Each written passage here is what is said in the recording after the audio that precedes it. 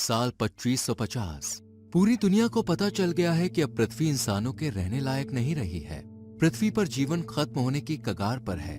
जलवायु परिवर्तन, प्राकृतिक आपदाएं और प्राकृतिक संसाधनों की कमी ने मानवता को हताश कर दिया है।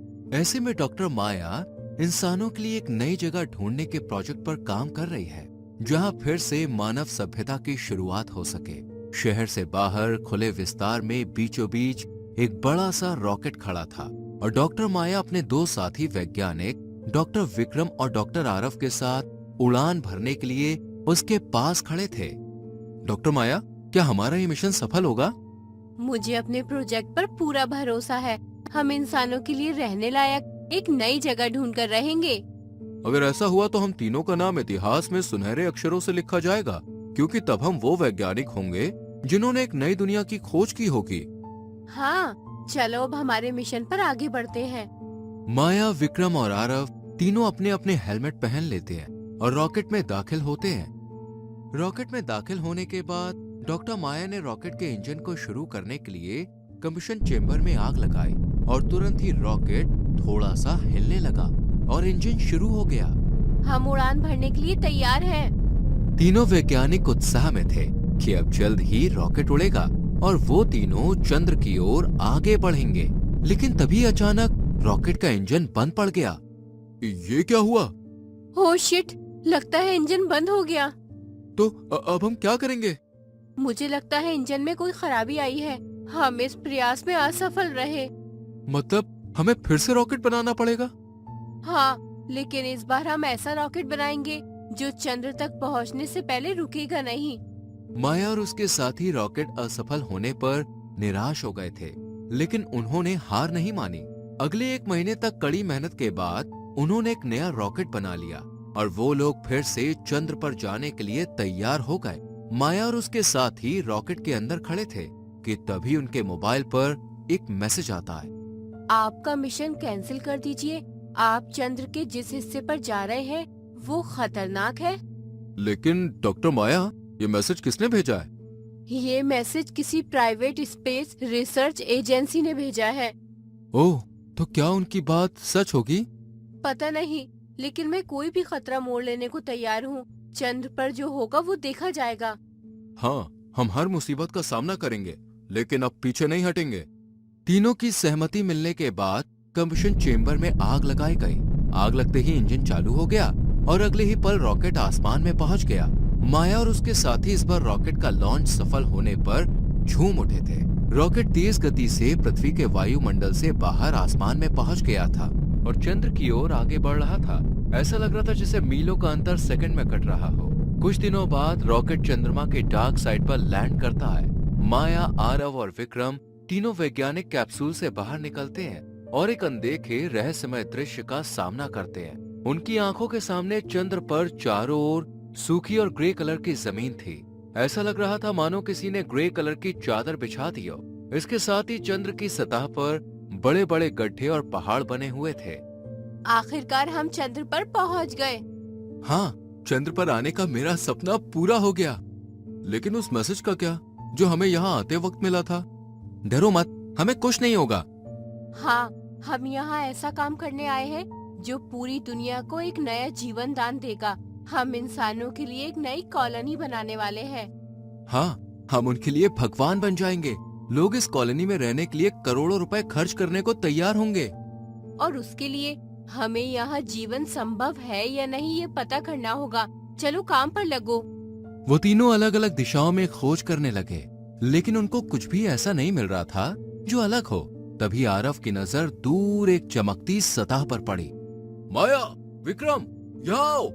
तुरंत ही माया और विक्रम दोनों दौड़ते हुए आरव जहाँ खड़ा हुआ था वहाँ पहुँच गए। क्या हुआ? तुम चिल्लाए क्यों? वो देखो, वहाँ पानी है। आरव ने इशारा करते हुए माया और विक्रम का ध्यान दूर दिख रहे पानी की ओर किया। फिर तीनों दौड़कर वहाँ पहुँच गए। वहाँ एक बड़े से तालाब जैसे गड्ढे में पानी भरा हुआ था।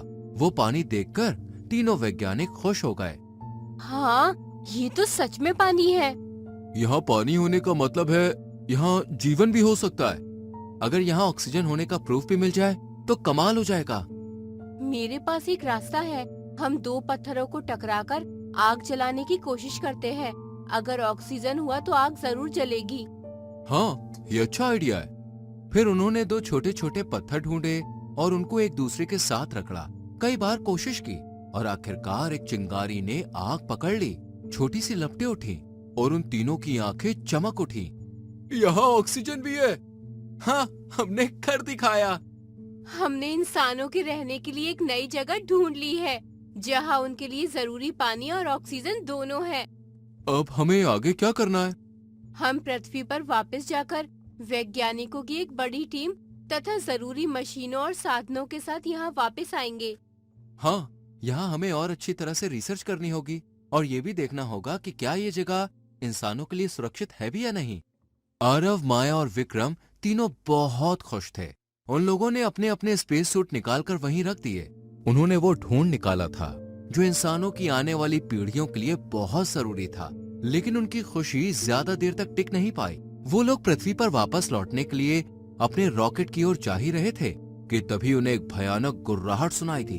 अचानक से जमीन हिलने लगी, मानो भूकंप आ रहा हो। धूल के बादल उठे और सामने से विशालकाय डायनासोर का एक समूह तेज गति से दौड़ते हुए आ रहा था। ये क्या बला है? ये तो डायनासोर है, लेकिन यहाँ। मुझे तो कुछ भी समझ नहीं आ रहा कि अब क्या करें। जल्दी से भागो यहाँ से। जैसे ही माया ने भागने के लिए कहा कि तभी तीनों जान बचाने को दौड़े।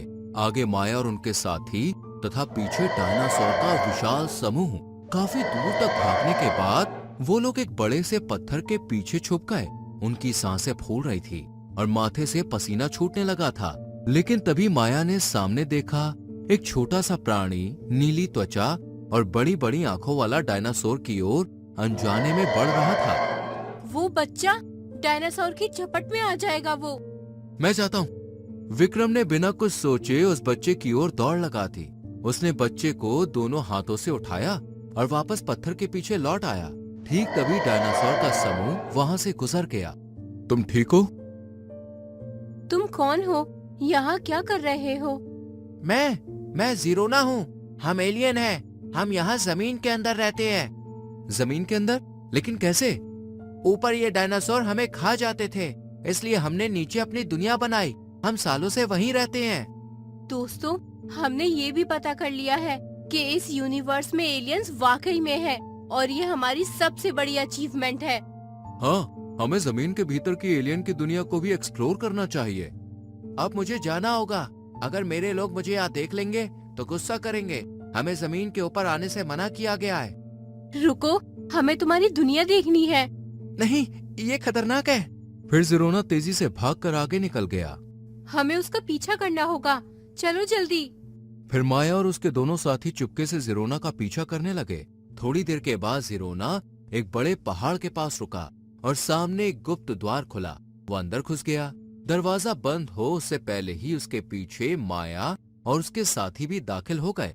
अंदर घुसने के बाद उन्होंने जो देखा वो उनकी कल्पना से परे था। उनकी आंखों के सामने जैसे एक नई दुनिया खड़ी थी। एक विशाल भूमिगत शहर था जहां आसमान में चारों ओर यूएफओ उड़ रहे थे।